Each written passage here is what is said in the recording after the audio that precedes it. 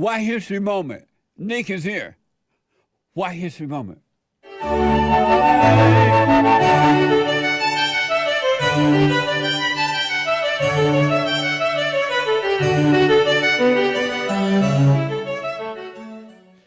Yes, welcome. It is the White History This is Moment. Nerd, my producer, better known as Anchor Baby. Good morning. And an expert.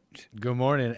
I'm glad Tony called in talking about who built America, right? Because I Yes. had the very same question, because I always hear America was built on the backs of slaves, right? I hear that a lot. Yeah. I knew it was a lie, but I need I to. always known that was a Yeah. lie. Where did he get that from? And it's not uncommon to hear backs of slaves, natives, even Mexicans now. And I had to find out for myself exactly the truth. And Tony just tried to say the Chinese. Mm-hmm. So I did a little digging. I had to find out for myself what the truth was. It turns out, a couple of interesting things I uncovered. Turns out the way historians viewed slavery and the economic impact of slavery in America completely flipped. In fact, historians used to think of slavery as a source of poverty, in fact, because go back to the 1950s in the South, states like Alabama, Mississippi, they had incomes so low that you could compare them to like third world countries, right? Right. And you're left wondering, wait a second, where did all that wealth that slavery built go, right? Why is 1950s South suffering with such low incomes, right? Well, academics and historians at the time, they commonly would say, this is a common thing said, that all that money put into slavery, into an inefficient system like slavery, prevented the South from industrializing and actually held them back. In fact, some historians like U.B. Phillips, D.H. Potter, they suggest that slavery was in fact about to collapse. 1860 slavery was at the brink of collapse, and that the Civil War was actually an unnecessary bloodbath. Amazing. Yeah, that it would have just collapsed on its own. But Did Mr. Sousa said compare slavery to socialism, and he said that the South was poor and the North was industrialized. really, Yeah. I didn't know that about Sousa Dinesh, said. but Yeah. it fits with what I've my research. So, very interesting. So that's how historians used to view it, right? Somewhere along the way, it switched, right? But I want to speak on the generational wealth of slaves, right? It's like, where did all this wealth go, right? Because if you go back to 1787, right, this is the Continental Congress. They're all in the Continental Congress deliberating about how is America going to be governed. We are just about to build this new country. At the time, there was about 500,000 slaves, right, in what was soon to be the United States. And a third of these slaves worked rice and indigo fields. So a third of these workers were working industries that are gone today. Rice and indigo were marginal enterprises at best that disappeared. So all that wealth so a third of slaves, all the wealth they built, that's gone. 40% of these produce tobacco. Now, tobacco is a viable export product, right? But it was widely recorded at the time.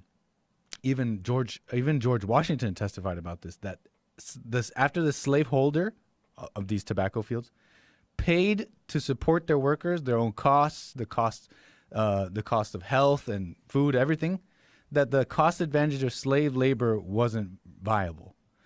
In fact, George Washington said that it took a particular personality type to make, and not a very nice one, to get value out of slaves. You know what I'm saying? Like to be able to get value out of their slaves, you had to be quite a mean slave owner, right? And so I'm doing this research about that, and it brought me to William Ellison. William Ellison was South Carolina's largest Negro slave owner. He was a black man himself. Ooh. And A black slave owner in America? yeah. No. Well, just to put that into That's unheard of. to put that into perspective, in 1860, a small minority of whites owned slaves. If you put it all together, about 1 to 1.3% of all whites owned slaves at the time. So, they're all slave owners. I know. That's not true.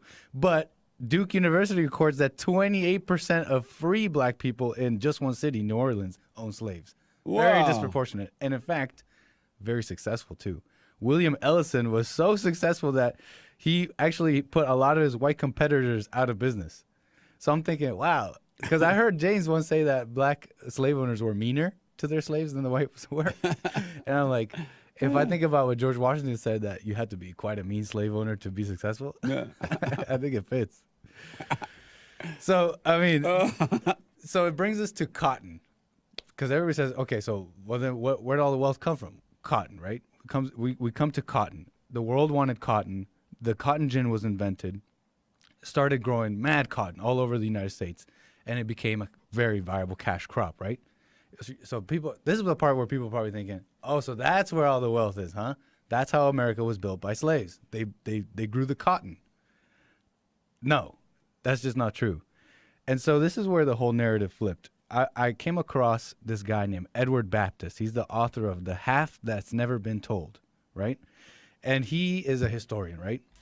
And he writes about slavery and the horrific evils of slavery. And just to give you an idea of what kind of person Edward Baptist is, he was reading a biography of this former slave named Lorenzo Ivy. Lorenzo Ivy went to school with Booker T. Washington. And he was there at the end of the Civil War and everything, right? Amazing. Lorenzo Ivy talks about, he went through some hard times in slavery, and he talks about some atrocities that he suffered, right? But when Edward Baptist was reading the story of this Lorenzo Ivy guy, he didn't get the like horrible story he wanted. You know what I'm saying? Because the guy came out of slavery and made something of himself, right? But he wanted this story. He wanted Lorenzo Ivy's story to be horrible so that he could show the people, see how bad slavery was? And in fact, he says, he in fact says about Lorenzo Ivy's story, when I read Lorenzo Ivy's words, it left me uneasy. I sensed that the true narrative had been left out of history. You're reading his words. So I set out to prove that enslaved African Americans built the modern United States and indeed the entire modern world in ways both obvious and hidden. Edward Baptist's books are in our schools. So this liberal guy is like, no, I'm going to ignore this former slave and I'm going to set out to prove that slaves built America. And that's what's being taught in schools, right? Amazing. And to put to rest the whole, well, America's wealth was built by cotton. That's just not true, because in the 1900s, the cotton crop was actually 3 times it was in 1860. Yet, like we were just speaking about earlier, 1950s Alabama had less than half the per capita income of New York, right? Former slaves who were now sharecroppers were suffering, and they endured great poverty alongside their white farmers. So where did all that wealth go? Not to mention that, the Civil War pretty much wiped it clean. The losses incurred from the Civil War, any wealth that was built before the Civil War was wiped clean. And Amazing. that's just The a big lie. rewriting of history. And so I was just like doing this research, and I guess just to end it on this, to make the point about the Civil War, how it wiped it clean. Yeah. But also that all world economies, all across the world, it's a documented fact, all world economies benefited from white colonialism, right? Back in the 1500s, the British Empire, them colonializing just made places better. Amazing. And finally, to just leave it at this, I came across this letter from Robert E. Lee, the Confederate, to his wife. He said he called slavery a moral and political evil, but yet he concluded that black slaves were immeasurably better off here than in Africa, morally, socially, and physically. I rest my case. So you should be grateful. Amazing. Yeah. White history moment. What history? It's white history month. Nice. Thank you, Nick. Yeah. I had to lay it to rest. I had to put it away. I wonder what Tony from California think about that. Yeah. And all those other blacks that be called with that mess. False history. Right on. Another myth, too, is that the blacks created the stoplight.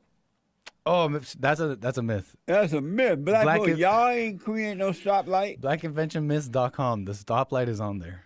It's a myth. And the stoplight was created by a white man in Europe in the 1800s.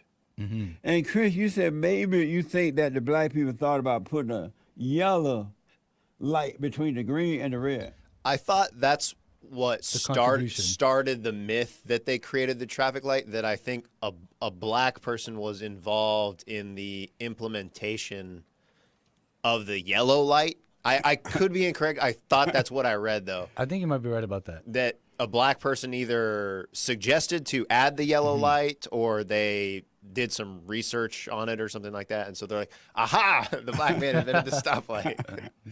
And so, can't you hear the black now? Master, I love the light that you created. Well, I was thinking, why don't you put so that we'll slow down? Right. Wouldn't it be even better if... Why don't you add a little yellow light in there, sir?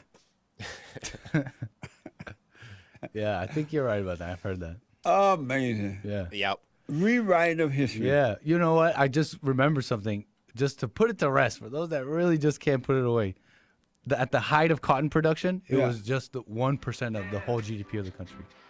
That's not an empire. You don't build an empire like that. But anyways, Nick, I noticed when you speak, you say a lot of right. So the road, Right. go down the road, right? And they shut the head off, I know. right? I noticed that too. Should I take it? Am I right? Am I supposed to be saying right every time you say right? No. Oh, I'm supposed to look at you. Yeah. Oh, okay. Why do you Just a say turn- right so much? I don't know. Someone brought it up and I noticed that too, but I do say right. Are you an intellectual? I don't know. You went to school? No, I don't think I'm an intellectual for saying right. It's just a habit of speaking. Oh, you're a millennial. Right. Thank you, Acre Baby. No problem. I appreciate it. Thank you so much. White History Moment. Thank you, white folks. Amazing. And don't forget to like, follow, tweet, subscribe, and share the Just Lee Peterson radio show, folks. We really appreciate it. We are at war. It is a spiritual battle for the soul of America. And it's going to take all of us to do it.